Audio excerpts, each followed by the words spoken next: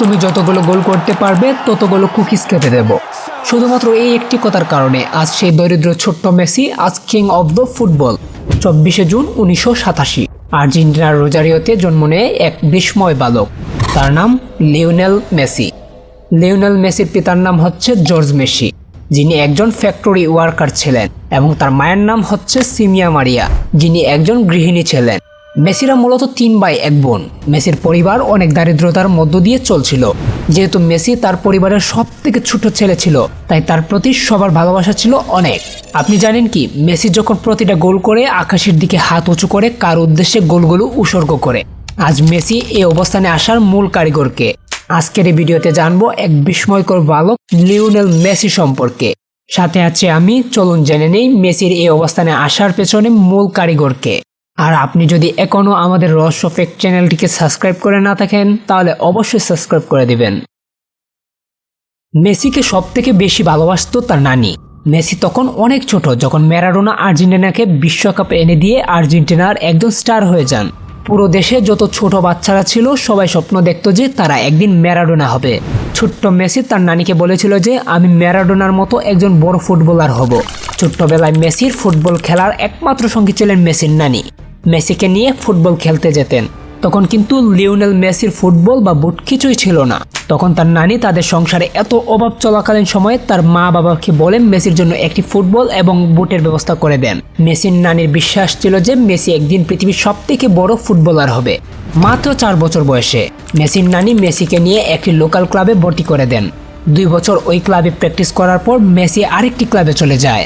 ওই ক্লাবের কোচ মেসির খেলা দেখে বুঝতে পারেন যে এই ছেলেটি অন্য সব ছেলে থেকে একেবারেই আলাদা। কোচ বুঝতে পারেন মেসি কুকিজ খেতে অনেক পছন্দ করে, কিন্তু দরিদ্র মেসির ফ্যামিলির সামর্থ্য ছিল না মেসিকে কুকিজ কিনে দেওয়ার। মেসির কোচ মেসিকে বলেন তুমি যতগুলো গোল করতে পারবে তোমাকে ততগুলো কুকিজ খেতে দেব। মাত্র এই একটি কথায় বদলে যায় মেসির জীবন। কুকিজের লোভে মাত্র 6 বছরের মেসি অনেক ইন্সপায়ার হয়ে যায়। ছোট্ট মেসি রীতিমতো পরিণত হয়ে যায় একটা গোল মেশিনে। কুকিজের লোভে মেসি প্রতিদিন 5 থেকে 6টি গোল করতে থাকে। আবার একদিন কোচ মেসিকে বলেন তুমি যদি হেড দিয়ে গোল করতে পারো বিনিময়ে প্রতি গোলের জন্য তোমাকে 2টি করে কুকিজ খেতে দেব। মেসি তখন ডিফেন্ডারদের ফাঁকি দিয়ে ডিবলিং করে হেড দিয়ে গোল করতে থাকে। ওই সময় মেসি সব থেকে কম সময়ে ওয়ার্ল্ড ক্লাবের হয়ে 4 বছরে প্রায় 500টি গোল করেন। এত ছোট্ট বয়সে 500টি গোল করার কারণে তখনকার সময় আর্জেন্টিনা এবং বাইরের দেশে মেসিকে নিয়ে চর্চা হতে থাকে। সবকিছু ঠিকঠাকই চলছিল, কিন্তু মেসির বয়স যখন 10 বছর তখন লিওনেল মেসির সব থেকে প্রাণের নানি মারা যায়।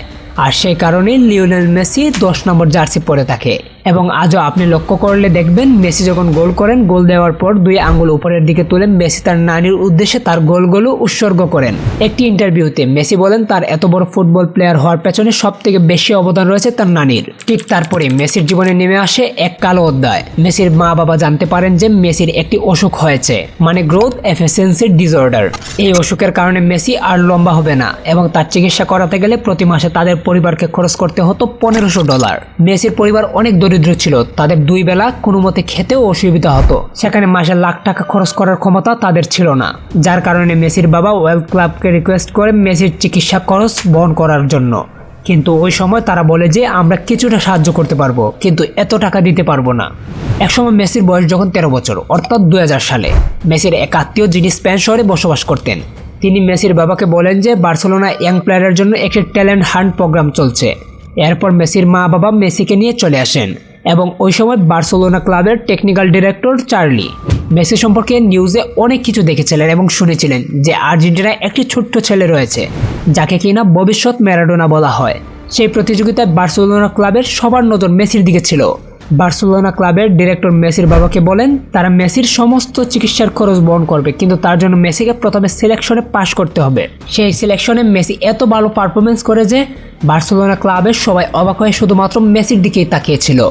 মেসিকে তারা হাতছাড়া করবে না, এজন্য তারা মেসির সাথে একটি সাইন আপ করে নেয়। তখন থেকে বদলে যায় মেসির জীবন, তার সাথে তার পরিবারের। মেসির সাথে চুক্তি করার পর বার্সেলোনা ক্লাব জানায় আজ থেকে মেসি বার্সেলোনা ক্লাবের হয়ে খেলবে। তখন থেকে মেসি তার পরিবার নিয়ে বার্সেলোনায় বসবাস করতে শুরু করে। শুরু হয় মেসির জীবনে এক নতুন অধ্যায়। বার্সেলোনা ক্লাবে নিয়মিত প্র্যাকটিস করতে থাকে সেই বিস্ময় বালক। সাল 2003, মেসির বয়স তখন 16 বছর। তখন বার্সেলোনা ক্লাব মেসিকে একটি ফ্রেন্ডলি ম্যাচ খেলার সুযোগ দেয়। তার খেলা দেখে বার্সেলোনা ক্লাবের আরেক লিজেন্ড রোনালদিনহো সবার উদ্দেশ্যে রোনালদিনহো বলেন যে মেসি আমার থেকেও ভালো ফুটবলার। এরপর মেসির বয়স যখন 17 বছর তখন মেসি বার্সেলোনা ক্লাবের মূল টিমে খেলার সুযোগ পায় এবং প্রথম লিগ ম্যাচে মেসি এত ভালো পারফরমেন্স করে যে সবাই অবাক হয়ে যায় এবং মেসি আস্তে আস্তে বার্সেলোনার নয়নমণিতে পরিণত হয়। সেই থেকে আজ পর্যন্ত কোনোদিন মেসিকে পিছনে ফিরে তাকাতে হয়নি।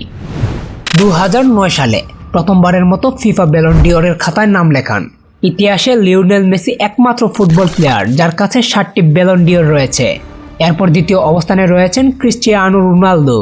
এখন পর্যন্ত ক্লাব ফুটবলের ইতিহাসে সবথেকে সফল ফুটবলারের হিসাব টানলে দেখা যায় মেসি সবার থেকে বেশি সফল। মেসির খেলা দেখে রাশিয়ান এক ক্লাব মেসিকে 250 মিলিয়ন মার্কিন ডলার দিয়ে তাদের ক্লাবে নিতে চাচ্ছিল, কিন্তু মেসি বার্সেলোনা ক্লাবকে এতটাই ভালোবাসে যে কোনোভাবেই মেসি কোনো ক্লাবে যেতে চায়নি।